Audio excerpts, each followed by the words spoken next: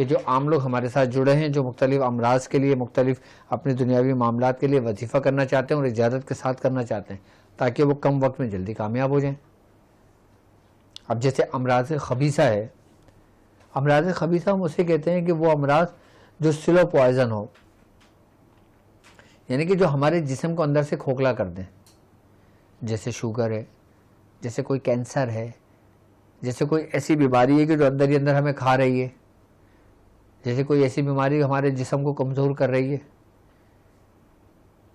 اس سے نجات کے لیے، یا پھر کوئی ایسی بیماری کہ جو جادو کی صورت میں ہم کو کھلایا گیا ہے وہ ہم پہ مسلط ہو گئی، یا وہ شیاطینوں کی صورت میں ہمارے جسم میں بیماری بن گئی۔ آئی نا بس سمجھ میں؟ اب کسی شیاطین کے ذریعے وہ بیماری مسلط ہو گئی۔ اب جیسے کوئی شخص سفر کر رہا ہے، اس کو واش روم آیا، اس کو پیشاب آیا، اس نے کہیں گاڑی روکی، وہیں درخت کے نیچے جا کے اس نے وہ اپنے معاملات سے فارغ ہوا، لیکن اب وہاں سے کوئی نہ کوئی معاملات اس کے اوپر ہو گئے، اب وہ بیماری کی صورت اختیار کر گئی۔ ظاہری حالت میں اس کو کچھ نہیں ہوا، بالکل نارمل ہے وہ، لیکن وہی شیاطین اس کے اوپر جب مسلط ہوتے ہیں وہ آہستہ آہستہ آہستہ جسم کے اندر بیماریاں پیدا کرتے ہیں۔ ایسی بیماری کو امراض خبیثہ کہا جاتا ہے۔ اس کی نجات کے لیے سب سے بہترین خاندان قادریہ کا جو ہے اللہم یا شافی الامراض 360 مرتبہ پڑھ لیں 36 دن تک، انشاءاللہ تعالیٰ کوئی موذی امراض، کسی شیاطینی کے امراض، کسی جنات کی وجہ سے کوئی مرض پیدا ہوا تو آپ کو 36 دن کے اندر اندر کلیتاً شفا ہو جائے گی اس سے۔ اس کے بعد آپ اس کو اپنے نماز کے بعد 1 مرتبہ پڑھ لیں، 3 بار پڑھ لیں، 7 بار پڑھ لیں، اپنے ورد میں رکھیں، جب کام ہو جائے آپ کا۔ مریض کو اللہم یا شافی الامراض پڑھ کے دم کر کے پانی پلائیں، اس کو شفا ملے گی اس کو۔ آئی بس سمجھ میں؟ اب ہے علم میں ترقی کے لیے، اب ہر ماں کی خواہش ہوتی ہے کہ اس کا بچہ تعلیم حاصل کرے، اس کا بچہ تعلیم حاصل کرنے کے بعد علم حاصل کرے۔ آئی نا بات سمجھ میں؟ اور پھر انسان دین اور دنیا دونوں کا علم حاصل کرے۔ اور جو بچے پڑھائی میں کمزور ہیں، جن بچوں کو پڑھائی میں دل نہیں لگتا، یا جب ایگزام قریب آتے ہیں وہ بھول جاتے ہیں، بچے کریں تو اچھی بات ہے، لیکن ماں باپ بھی کر لیں تو یہ عمل کافی ہے، یہ وظیفہ۔ سورہ علق کی پہلی 5 آیات، اقرا بسم ربک الذی خلق، اس کی شروع کی 5 آیتیں آپ ایک کپ دودھ لیں، اس میں ڈیلی 5 مرتبہ یہ 5 آیتیں پڑھ کے دم کر دیں اور بچے کو دودھ پلا دیں۔ دیکھیں اس کا دماغ کیسے روشن ہو جاتا ہے۔ اچھا، یہ ایسے وظائف ہیں جن کا کوئی ریئیکشن نہیں ہے، جن کی کوئی سائیڈ ایفیکٹ نہیں ہے، کیونکہ یہ وہ وظائف ہیں جو خاندان قادریہ سے تعلق رکھتے ہیں۔ یہ وہ وظائف ہیں جن کی باقاعدہ طور پر ہماری سنت کے ساتھ ہمیں اس کی اجازتیں چلے آئی ہیں ہمارے بزرگوں سے، جو بزرگوں نے عام لوگوں کے لیے یہ چیزیں تعلیم کری ہیں۔ اب جیسے وظیفہ ہے ہر آفت اور مصیبت سے امان کے لیے، یعنی کہ ہر شخص ڈرتا ہے نا کہ اس پر کوئی مصیبت نازل نہ ہو جائے۔ اب جیسے مثال کے طور پہ کسی شخص نے رات کو خواب دیکھ لیا، اب وہ خواب دیکھ کے ڈر گیا، اب جب اس کے دل میں خوف پیدا ہوا، ڈر پیدا ہوا، تو اس میں وہ امن پانے کے لیے، یعنی کہ وہ جو خواب اس نے دیکھا ہے اس کے اثرات، برے اثرات اس کے جسم پر مرتب نہ ہو، اس کی زندگی پر مرتب نہ ہو، اس کی تعبیر اس کے حق میں اچھی ہو، تو اللہم یا ارحم الراحمین، کیا؟ اللہم یا ارحم الراحمین،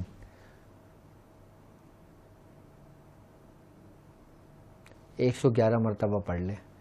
جب کوئی خواب دیکھے، جب کوئی برا خواب دیکھے، کوئی ایسا خواب دیکھے جو اس کو ڈر محسوس ہو، وہ اٹھنے کے بعد 7 مرتبہ اللہم یا ارحم الراحمین پڑھ کے اپنے اوپر دم کر کے پورا دم کر لے۔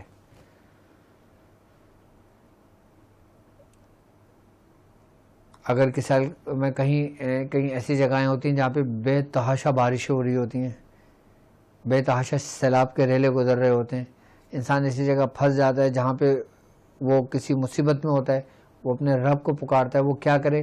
وہ ایسے پریشانی میں اللہم یا ارحم الراحمین کہے، دیکھیں اس کے لیے کیسے سبب نکلتا ہے۔ دنیاوی پریشانی کے لیے، مصائب کے لیے، مصیبتوں کے لیے آپ یہ دیکھیں، آپ نے ہزاروں کی تعداد میں وظیفے نہیں پڑھنا۔ دیکھو ایک بات یاد رکھنا، آپ 1,00,000 پڑھ لو یا 100 پڑھ لو برابر ہے. کس وقت؟ کہ جب آپ پورے اہتمام کے ساتھ، طریقے کے ساتھ، ترتیب کے ساتھ، اجازت کے ساتھ پڑھتے ہو نا، تو وہ 100 مرتبہ پڑھنا ہی آپ کے لیے کافی ہے. اور کوئی شخص بے ترتیب پڑھتا ہے اور وہ رٹیفیکیشن پہ لگ جاتا ہے، بنا اجازت پڑھ رہا ہوتا ہے، تو وہ اس کا پورا 1,00,000 پڑھنا اور تمہارا 100 پڑھنا برابر ہے. کہ جس طرح اللہ تبارک و تعالیٰ نے قرآن میں کہا ہے نا، فَوَيْلٌ لِّلْمُصَلِّينَ الَّذِينَ هُمْ عَنْ صَلَاتِهِمْ سَاهُونَ، کہ بڑی خرابی ہے ان نماز پڑھنے والوں کی جو اپنی نمازوں سے غافل ہیں. یعنی کہ بزرگان نے فرماتے ہیں کہ علماء کرام کی 2 رکعت نماز نفل جاہل کی 1,000 رکعت نماز نفل سے بہتر ہے. یعنی کہ ایک عالم دین، ایک سمجھدار شخص جو دین اور دنیا کو جانتا ہے، اس کی 2 رکعت نماز نفل پڑھنا اور جاہل کی 1,000 رکعت نماز پڑھنے سے افضل ہے، وہ بہتر ہے.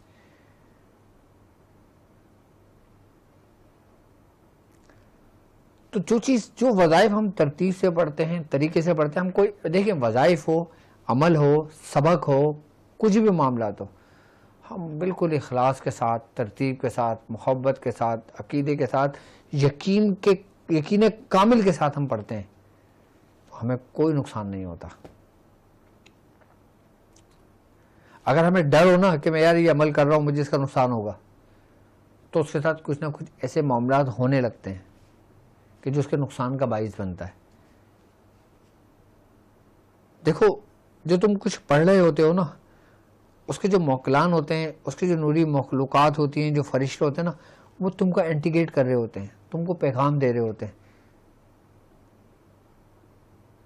جس طریقے سے تمہیں خواب میں بشارتیں دی جاتی ہیں، جس طریقے سے خواب میں تمہیں تنبیہ کی جا رہی ہوتی ہے، جسے تمہیں خواب میں بتایا جا رہا ہوتا ہے کہ تم اس کام سے باز آ جاؤ جو تم کر رہے ہو، تمہیں ڈرایا جا رہا ہوتا ہے.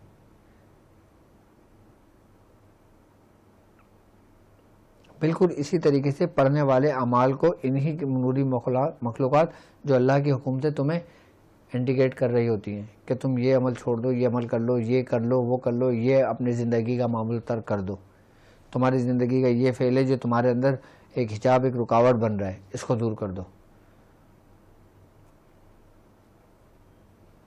ان چیزوں کا خیال رکھنا بہت ضروری ہے. اب ہے درد سے نجات کے لیے. اب دیکھیں نا، اب کسی کے جوڑوں میں درد، کسی کی کمر میں درد، کسی کے سر میں درد، کسی کے جسم میں درد، اس کے لیے آپ کے گھر کے اندر کوئی بھی تیل رکھا ہو، چاہے کھوپرے کا ہو، سرسوں کا ہو، یا کوئی پین کلر جیل ہو، یا کوئی پین کلر آئل ہو، یا آپ کہیں سے لے کر آئے ہو، آپ صرف 7 مرتبہ سورہ اخلاص پڑھ کے اس پہ دم کر دیں اور اپنے جسم پہ لگا لیں، آپ کو آرام آ جائے گا. ایسے چھوٹے چھوٹے وظائف آپ کرا کرو تاکہ اس کا کوئی ریئیکشن بھی نہ ہو اور آپ کو فائدہ بھی ہو. اچھا، ایسے وظائف کر لینے سے اگر آپ کی دوسرے دن تیسرے دن بھول بھی جاتے ہو نا، تو اس کو کوئی نقصان نہیں ہوتا. لیکن وہ اب میں اس کو بولوں کہ آپ نے بھائی 1,000 سورہ اخلاص روز پڑھنا ہے، اب آپ بھی 1,000 مرتبہ روز پڑھ رہے ہیں، اب کچھ دن گزرے، ایک دن گیپ آ گیا آپ کا، 2 دن گیپ آ گیا آپ کا، 3 دن آپ شادی میں لگ گئے، 4تھے دن آپ لاہور چلے گئے، 5ویں دن آپ سسرال چلے گئے، تو وہاں سے ڈسٹربنس پیدا ہونے شروع ہو جاتی ہے. اس چیز کا خیال رکھنا پڑتا ہے، چاہے وظائف ہو، چاہے اعمال ہو، چاہے کچھ بھی ہو. ایسے وظائف کرو جو تمہارے جسم کو بدل دیں، تمہاری عادت کو بدل دیں، تمہیں فائدہ ہی فائدہ اس سے ہو، تمہیں کوئی نقصان نہ ہو اس سے کسی قسم کا.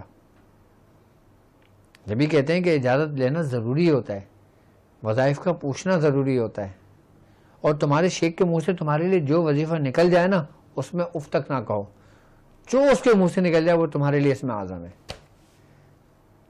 اگر تمہارے شیخ نے بولا تمہیں کام کرنا، تم یا اللہ یا رحمان یا رحیم پڑھنا، اب فوراً بولے حضور میں پڑھتا تو ہوں یہ، لو جی اب اس کی تاثیر بدل گئی. شیخ نے تم سے کہا کہ یا اللہ یا رحمان یا رحیم پڑھنا ہے، آپ نے فوراً لقمہ دیا کہ حضور میں پڑھتا ہوں، یہ تاثیر بدل گئی. اس نے کہا یا اللہ یا رحمان یا رحیم پڑھنا ہے، تم خاموش رہے، تم نے کہا حضور جو آپ کا حکم ہو. اس کی تاثیر بڑھ گئی. آپ نے جتنا کچھ پڑھا وہ سب کے سب کی تاثیر بدل گئی. ہم فوراً بیچ میں لقمہ دے دیتے نا کہ حضور ہم تو پڑھتے ہیں یہ نہیں, خاموشی اختیار کرو. اس کے منہ سے نکل جائے 5 بار پڑھو 5 بار پڑھ لو, اس کے منہ سے نکل جائے 7 بار پڑھ لو 7 بار پڑھ لو, اس کے منہ سے نکل جائے 1000 بار پڑھ لو 1000 بار پڑھ لو, کیونکہ وہ جانتا ہے تمہارے حق میں کیا بہتر ہے اور تمہارے حق میں کیا بہتر نہیں ہے, تم نہیں جانتے. جس طریقے سے ایک بچہ نہیں جانتا کہ اس کی صحت کے لیے کون سی غذائیں اس کے لیے ضروری ہے, لیکن اس کی ماں جانتی ہے کہ میرے بچے کے لیے اس عمر میں کیا غذا بہتر ہے. یہ روحانیت کی خوراک ہے, وہ دنیا کی خوراک تھی. دنیا کی خوراک ماں بڑے احتیاط سے اپنے بچے کو دیتی ہے, اور روحانیت کی خوراک ہم بولتے ہیں آنے دو بھائی جو آ رہا ہے. ذرا سی خوراک میں ماں سے کوتاہی ہو جاتی ہے تو بچہ بیمار پڑ جاتا ہے, اور یہاں اگر کوتاہی ہو جاتی ہے تو کیا یہاں بیماری نہیں ہوتی؟ بالکل ہوتی ہے. پھر اس کو سدھارنے کے لیے اولیاء کرام موجود ہیں, روحانی معالج موجود ہیں, علماء کرام موجود ہیں, وہ جو یہ کام جانتے ہیں. اچھا, ہر عالم بھی روحانی علاج نہیں جانتا کرنا. جس طریقے سے ہر روحانی معالج فتویٰ نہیں دے سکتا, ہر ولی فتویٰ نہیں دے سکتا شریعت کے معاملے میں, اسی طریقے سے ہر عالم دین روحانی علاج نہیں کر سکتا کسی کا. جس طرح کوئی ولی کوئی فتویٰ نہیں دے سکتا لکھ کر کہ اس کا یہ حل ہے, جب تک اس نے پڑھا نہ ہو, جب تک وہ عالم دین نہ ہو, جب تک اس نے علم فقہ نہ حاصل کیا ہو, وہ فتویٰ نہیں دے سکتا. وہ آپ کو رائے دے سکتا ہے, اپنی مشورہ دے سکتا ہے کہ اس کا یہ حل ہوگا, لیکن پھر بھی تم اس کا فتویٰ لے لو. اسی طریقے سے ایک عالم دین روحانی علاج نہیں کر سکتا. وہ آپ کو بتا سکتا ہے کہ سورہ رحمان پڑھ لو, سورہ مزمل پڑھ لو, سورہ یاسین پڑھ لو.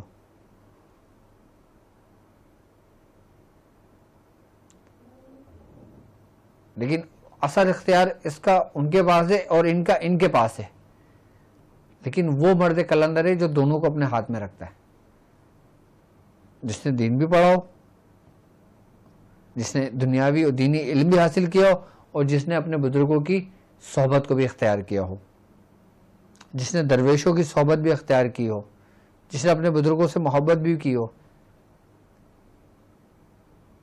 ایسے نہیں کہ اپنے مرشد سے کام پورا ہوا تو بس جی بس اب آپ کامل ہو گئے تو اب ہمیں اپنے مرشد کی ضرورت نہیں ہے, اب ہم فارغ و تحصیل ہیں, اب ہم اپنے دوسری دنیا میں. ایسا نہیں ہے. مرشد کی ضرورت انسان کو آخری سانس تک رہتی ہے. تو یاد رکھنا کہ ہر چیز کا ایک طریقہ کار ہے, ایک ترتیب ہے, یہ ایک کام ہے, یہ ایک رستہ ہے, یہ ایک طریقہ ہے. اس کو باقاعدہ سیکھنا پڑتا ہے. آپ نے اتار کیسے کرنا ہے, آپ نے علاج کیسے کرنا ہے, آپ نے حاضر کیسے کرنا ہے, آپ نے کیسے جلانا ہے, آپ نے کس کو کیا وظیفہ دینا ہے, آپ نے کس کو کیا عمل دینا ہے. یہ ایک بڑا خطرناک راستہ ہے. اگر آپ صحیح ہاتھوں میں ہو نا تو آپ کامیابی کی طرف سفر کرو گے, اور اگر آپ غلط ہاتھوں میں چلے گئے تو پھر آپ ساری زندگی گھومو گے, اور پھر جب پردہ ہٹے گا تو تم جہاں سے چلے تھے وہیں کھڑے ہوگے.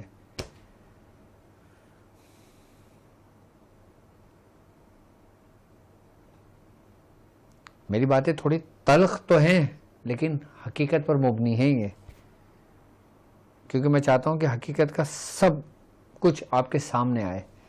اچھا, اب جیسے مثال کے طور پہ میں نے سب وظائف لکھے ہیں باقاعدہ طور پہ. اگر کسی کی آنکھیں دکھنے آتی ہوں, کسی کو موتیا ہو گیا ہو, کسی کو ڈاکٹر نے آپریشن بتا دیا ہو آنکھوں کا, اس کے لیے سورہ نبا, سورہ نبا یہ 30واں پارہ ہے, اما یتسالون عن النبأ العظیم. ٹھیک ہے, سورہ نبا ایک مرتبہ پڑھ کے روزانہ, اگر وہ دوا ڈالتا ہے تو اس دوا پہ دم کر کے اپنی آنکھوں میں ڈالے. اگر کوئی سرما لگاتا ہو تو سرمے میں دم کر کے اپنی سلائی آنکھوں میں لگائے. کوئی کاجل لگاتا ہے تو کاجل میں دم کر کے لگائے. اگر کوئی خواتین بناؤ سنگار کرتی ہیں اپنا, اگر وہ خواتین اگر کاجل استعمال کرتی ہیں, سرمے کا استعمال کرتی ہیں, تو سورہ عصر, سورہ عصر چھوٹی صورت ہے, والعصر والعصر انسان لفی خسر, چھوٹی سی صورت ہے سورہ عصر, وہ ایک دفعہ پڑھ کے اس پہ دم کر کے اپنی آنکھوں میں لگا لیں. پھر وہ دیکھیں اپنی آنکھوں کی ہر قسم کی بیماری سے نجات, آنکھوں کے بناؤ سنگھار کے لیے، آنکھوں کو پرکشش بنانے کے لیے، آنکھوں میں کشش پیدا کرنے کے لیے، آنکھوں کی خوبصورتی کے لیے۔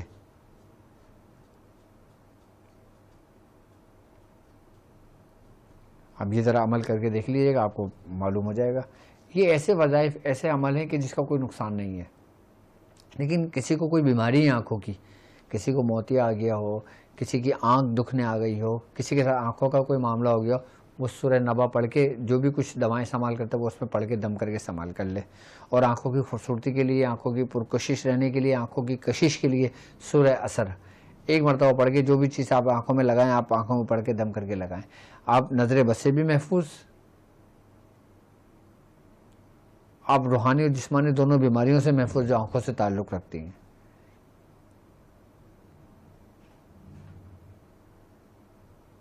اور آنکھوں کی سب سے اچھا اب ہے مضبوط حافظے کے لیے، یعنی کہ جن لوگوں کا دماغ کمزور ہے، کہ جو بچے ہیں، جو طالب علم ہیں، وہ 7 بادام لے لیں یا 7 کشمش لے لیں۔